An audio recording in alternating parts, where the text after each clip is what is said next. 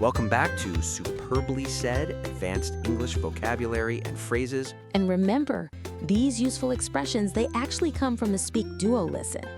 These are designed to really help advanced learners get past that intermediate stage. That's right. So if you're looking to practice using them, maybe feel more confident, you should visit SpeakDuo.com.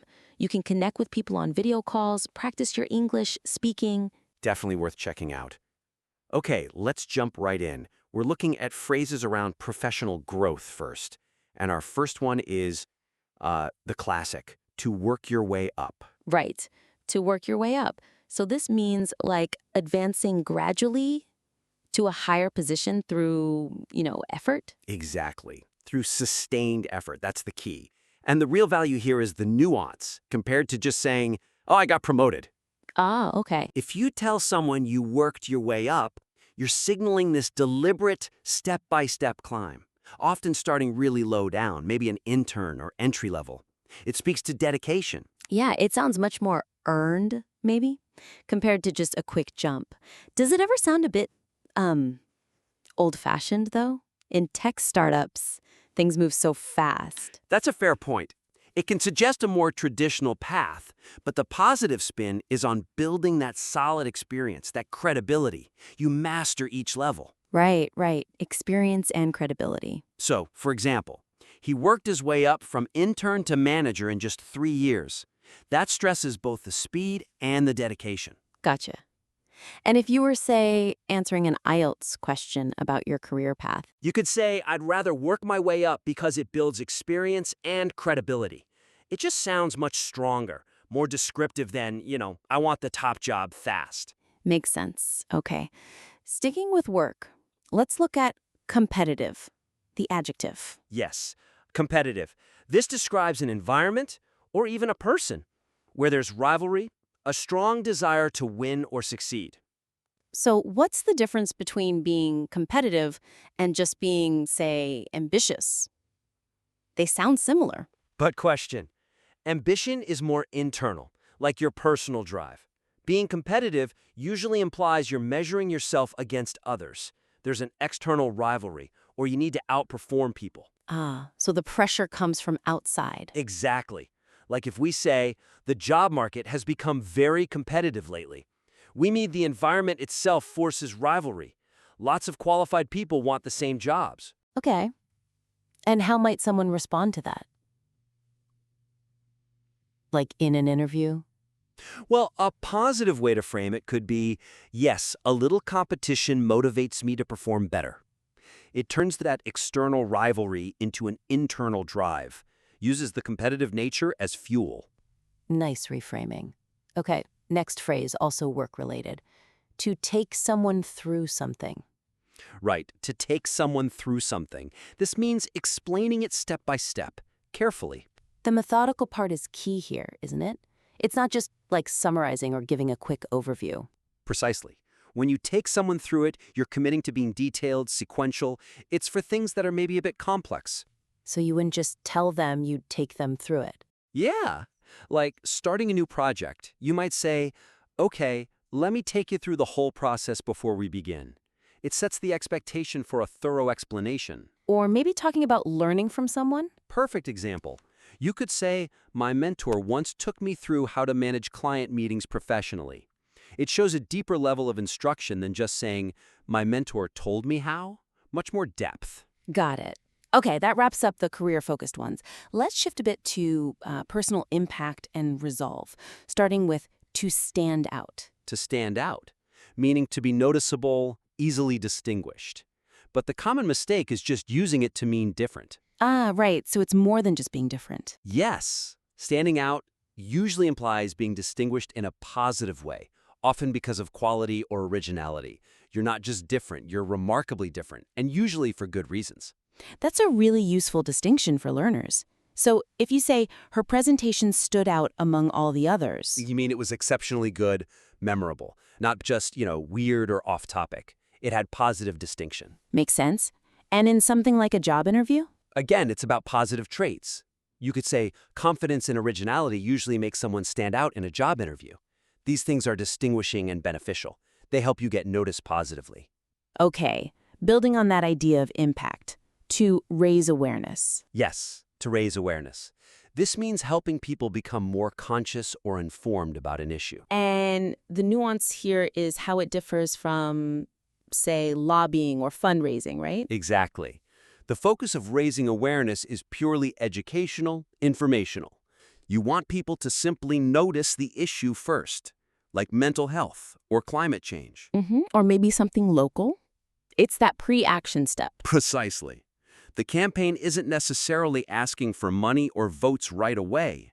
It's asking for attention, for understanding. Like, the campaign aims to raise awareness about mental health. So the goal is often just getting it on people's radar. Often, yes. You might say, I'd like to raise awareness about the importance of recycling. It's great for discussing community goals where you need people to first understand why it matters. Okay, now moving to drive or resolve, to be determined to do something. To be determined to do something. This means you're firmly resolved. You've made up your mind. How's that different from just being, like, hopeful or trying hard? It's much stronger. Being determined implies an unwavering commitment. You plan to achieve the goal regardless of obstacles. Often it has that no matter what feeling. Ah, that no matter what. That's key. Yeah. The classic example is something like, she was determined to finish her degree no matter what. That phrase, no matter what, really anchors the meaning. It shows that strong resolution. And you could use it for personal goals, too. Absolutely. Like expressing language goals. I've been determined to improve my English fluency before next summer. It adds real conviction compared to just saying, I hope to improve. Much more powerful. Okay, final group. Phrases about thinking and familiarity. First, to come to mind. To come to mind. This means something is remembered or thought of suddenly, spontaneously. Spontaneously. So it's different from actively thinking about something or trying to remember it. Exactly. The key is the sudden, almost automatic appearance of the idea or memory. It's often the first thing you think of. Like an immediate association. Yes. If someone asks about, say, great inventors, maybe Einstein just comes to mind, instantly. And it's useful in conversation, too. Very. It allows for smooth transitions. If asked about the key to success, saying, well, hard work and persistence come to mind immediately, sounds fluent and decisive, like it's obvious to you. Nice. Okay, last one. To get to know something or someone. To get to know someone or something. This means becoming familiar with them or learning about them over time. Over time, so it's not like just meeting someone once or reading their LinkedIn profile. Right, those are signal events. Getting to know someone emphasizes the process of becoming familiar. It develops through shared experiences, sustained interaction. It takes time. It implies more investment then. Definitely, you need that ongoing contact. Like in a workplace, you might say, it takes time to get to know your colleagues properly. Makes sense. Or for friendships? Yeah, explaining how relationships build. I get to know people best by spending time with them outside of work or classes. It shows it's a continuous engagement, not just a one-off meeting. Okay, great. That covers our 8 advanced phrases. Shall we do a quick quiz to see if everyone's grasped the nuances? Let's do it. We'll give you the question, 3 options, A, B, and C, and remember. Feel free to pause the podcast here if you need to think about any of the answers before we reveal them. Okay, question 1, focusing on that career phrase. To work your way up most nearly means to. Option A, jump to a top role by luck. Option B, advance step by step through effort. Or option C, move sideways across teams without promotion. Okay. Pause if you need to. And the answer is Option B. B. Yeah, to work your way up really emphasizes that steady advancement through your own hard work. Like we said, moving from intern to manager, step by step. Got it. Quiz question 2. To stand out most nearly means to. Option A, blend in quietly with the crowd. Option B, follow the rules with no flair. Option C, be noticeable and distinct. All right, take a sec. The answer is Option C. C it is. To stand out is about being distinguished, positively noticeable, making sure your contribution is memorable, usually for being excellent. Okay, Question 3. To raise awareness most nearly means to. Option A, inform people so they notice an issue. Option B, raise money for the cause.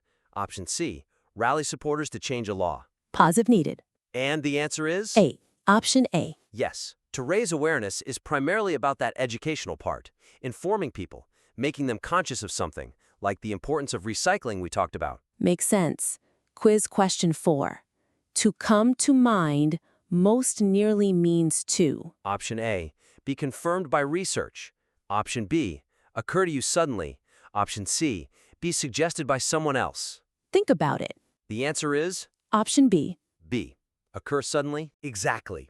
When something comes to mind, it just pops into your head, spontaneously, like hard work and persistence coming to mind when you think of success. Okay, question 5. To be determined to do it most nearly means to. Option A, be firmly resolved to do it. Option B, be open to any outcome. Option C, be curious but undecided. Pause and think. The answer has to be A. A. Firmly resolved. Right. To be determined to do it shows that unwavering commitment, like being set on finishing that degree, no matter what obstacles appear. All right. Question 6. Competitive most nearly means. Option A, cooperative and relaxed. Option B, irregular and casual. Option C, driven to win or outperform. Take a moment. And the answer is C. C. Driven to win. Yes, competitive describes that drive to win or outperform, especially when you're measuring yourself against others, like in a tough job market. Okay, nearly there. Question 7. To take someone through it most nearly means to. Option A, move past it without explanation. Option B, explain it step by step. Option C, test them on the final result. Pause if you like. The answer is B. B. Explain step by step. Exactly. To take someone through it is that detailed step-by-step explanation, like a mentor showing you a complex process properly. And our final one, question 8. To get to know someone most nearly means to. Option A, become familiar over time. Option B, meet once at an event. Option C, scan their profile online. Last chance to pause. And the answer is A. A, become familiar over time. That's it. To get to know someone is all about that process of becoming familiar, usually through spending time together, not just a quick meeting. Excellent. Well done if you got most of those right. So today we covered 8 really useful advanced phrases. That's right. Work your way up, stand out, raise awareness, come to mind, be determined to, competitive, take someone through it, and get to know. Using these really does add depth and, well, fluency to your English. The best way to learn them is to start using them. Maybe this week, try to integrate 1 or 2. Definitely. Practice is key. And remember, this content came from a SpeakDuo lesson. So if you want a place to actually use these phrases, get feedback. You should sign up at SpeakDuo.com. You can join unlimited sessions, practice speaking, and really accelerate your fluency. Thanks for listening to Superly Said.